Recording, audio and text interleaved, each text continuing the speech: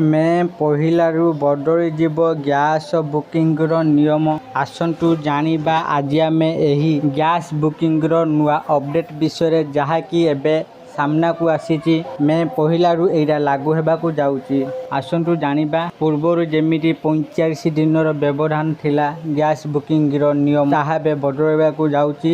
ଆସନ୍ତୁ ଜାଣିବା ପୁରା ଡିଟେଲ୍ସରେ ଏହି ଭିଡ଼ିଓ ମାଧ୍ୟମରେ। ତେଣୁ ଭିଡ଼ିଓକୁ ଆରମ୍ଭ କରିବା ପୂର୍ବରୁ ଆପଣ ସମସ୍ତଙ୍କୁ ଅନୁରୋଧ, ଯେଉଁମାନେ ଏପର୍ଯ୍ୟନ୍ତ ଆମ ଚ୍ୟାନେଲକୁ ସବସ୍କ୍ରାଇବ୍ କରିନାହାନ୍ତି, ଆପଣମାନେ ଏବେ ହିଁ ଆମ ଚ୍ୟାନେଲକୁ ସବସ୍କ୍ରାଇବ୍ କରନ୍ତୁ। ଆଉ ଏହି ଭିଡ଼ିଓକୁ ବହୁତ ମାତ୍ରାରେ ଲାଇକ୍, ସେୟାର, କମେଣ୍ଟ କରନ୍ତୁ। ତେବେ ଚାଲନ୍ତୁ ଡେରି ନ କରିକି ଆଜିର ଏହି ଭିଡ଼ିଓଟିକୁ ଆରମ୍ଭ କରିବା।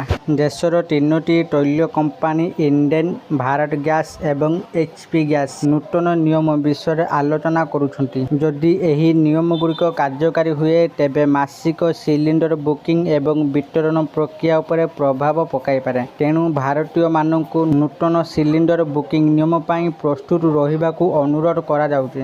ଏହା ଧ୍ୟାନ ଦେବା ଉଚିତ ଯେ ମେ 1 ତାରିଖରୁ ଗ୍ୟାସ୍ ମୂଲ୍ୟ ଏବଂ ନୀତି ପରିବର୍ତ୍ତନ ହୋଇପାରେ। ପ୍ରତି ମାସର ପ୍ରଥମ ତାରିଖରେ ଗ୍ୟାସ୍ ଦର ପରିବର୍ତ୍ତନ ହୋଇପାରେ। ସିଲିଣ୍ଡର ବୁକିଂ ଅବଧି ବୃଦ୍ଧି ହୋଇପାରେ। ନୂତନ ନିୟମ ଅନୁଯାୟୀ ଯଦି 1 ମଇ 2026ରୁ ନିୟମ ପରିବର୍ତ୍ତନ ହୁଏ, ତେବେ ସିଲିଣ୍ଡର ବୁକିଂ ପାଇଁ 25 ଦିନର ବ୍ୟବଧାନ ବାଧ୍ୟତାମୂଳକ ହୋଇପାରେ। OTP ଆଧାରିତ ବିତରଣ ବ୍ୟବସ୍ଥାକୁ ସ୍ଥାୟୀ କରାଯାଇପାରିବ। ଏହାର ଅର୍ଥ ହେଉଛି 1 ମଇ 2026 ଠାରୁ ଯେତେବେଳେ ଏକ ସିଲିଣ୍ଡର ବିତରଣ ପାଇଁ ପଠାଯାଏ, ପଞ୍ଜୀକୃତ ମୋବାଇଲ ନମ୍ବରକୁ ଏକ OTP ପଠାଯିବ। ଯଦି ଡେଲିଭରି ବ୍ୟକ୍ତି OTP ପ୍ରଦାନ କରନ୍ତି, ତେବେ ହିଁ ସିଲିଣ୍ଡର ବିତରଣ କରାଯିବ। ଯଦି ଏହା କରାଯାଏ ନାହିଁ କିମ୍ବା କୋଡ୍ ପ୍ରଦାନ କରାଯାଏ ନାହିଁ, ତେବେ ଗ୍ୟାସ୍ ସିଲିଣ୍ଡର ବିତରଣ କରାଯିବ ନାହିଁ। ଏହା ଉଲ୍ଲେଖ କରିବା ଉଚିତ ଯେ ଅଶୋଧିତ ତୈଳ ଯୋଗାଣ ବନ୍ଦ ହେବା ପରେ ରାଷ୍ଟ୍ରାୟତ୍ତ ତୈଳ କମ୍ପାନୀଗୁଡ଼ିକ OMCS ଆମେରିକାରୁ ଅତିରିକ୍ତ LPG କ୍ରୟ କରୁଛନ୍ତି, ଯାହା ଜୁନ୍ ଜୁଲାଇରେ ଯୋଗାଣ ହେବ ବୋଲି ଆଶା କରାଯାଉଛି। ଭାରତକୁ ଦୈନିକ ପ୍ରାୟ 80,000 ଟନ୍ LPG ଆବଶ୍ୟକ। ଦେଶ ବର୍ତ୍ତମାନ ପ୍ରତିଦିନ 86,000 ଟନ୍ LPG ଉତ୍ପାଦନ କରୁଛି, କିନ୍ତୁ ଆମଦାନୀ ନିର୍ଭରଶୀଳତା ବଜାୟ ରହିବ। ଭାରତ ପୂର୍ବରୁ ପ୍ରାୟ 90% LPG ଉପସାଗରୀୟ ଦେଶଗୁଡ଼ିକ UAE, କତାର, ସାଉଦି ଆରବ ଇତ୍ୟାଦିରୁ କିଣୁଥିଲା, କିନ୍ତୁ ସରକାର ଏହାର ରଣନୀତି ପରିବର୍ତ୍ତନ କରିଛନ୍ତି ଏବଂ ଏହାର ରନ୍ଧନ ଗ୍ୟାସ୍ ଆମଦାନୀ ଉତ୍ସଗୁଡ଼ିକୁ ବିସ୍ତାର କରିଛନ୍ତି।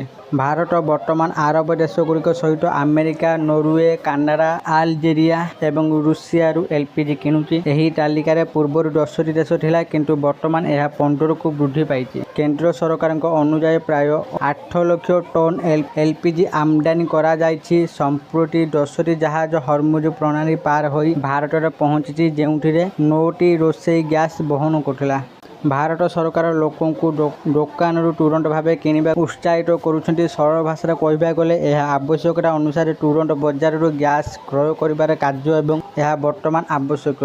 ଆଶା କରୁଛି ଆପଣମାନଙ୍କୁ ଆଜିର ଏହି ଭିଡ଼ିଓଟି ନିଶ୍ଚିତ ଭାବରେ ଭଲ ଲାଗିଥିବ ଆଉ ଆପଣମାନେ ଭିଡ଼ିଓ ଦେଖି ସବୁକିଛି ବୁଝିଯାଇଥିବେ। ମେ ପହିଲାରୁ କ'ଣ ସବୁ ପରିବର୍ତ୍ତନ ହେବାକୁ ଯାଉଛି LPGରେ ଗ୍ୟାସ୍ ବୁକିଂକୁ ନେଇ। ଯଦି ଆପଣମାନଙ୍କୁ ଏହି ଭିଡ଼ିଓଟି ଭଲ ଲାଗିଥାଏ, ଦୟାକରି ଏହି ଭିଡ଼ିଓକୁ ବହୁତ ମାତ୍ରାରେ ଲାଇକ୍, ସେୟାର ଓ କମେଣ୍ଟ କରନ୍ତୁ। ଆଉ ଯେଉଁମାନେ ଏପର୍ଯ୍ୟନ୍ତ ଆମ ଚ୍ୟାନେଲକୁ ସବସ୍କ୍ରାଇବ୍ କରିନାହାନ୍ତି, ଆପଣମାନଙ୍କୁ ଅନୁରୋଧ, ଆପଣମାନେ ଏବେ ହିଁ ଆମ ଚ୍ୟାନେଲକୁ ସବସ୍କ୍ରାଇବ୍ କରନ୍ତୁ। ଆଜି ପାଇଁ ଏତିକି। ପୁଣି ଦେଖା ହେବ ଆଉ ଏକ ନୂଆ ଭିଡ଼ିଓରେ। ସେତେ ପର୍ଯ୍ୟନ୍ତ ମୁଁ ଦୀପୁ ଆପଣମାନଙ୍କଠାରୁ ବିଦାୟ ନେଉଛି। ରହୁଛି। ଧନ୍ୟବାଦ।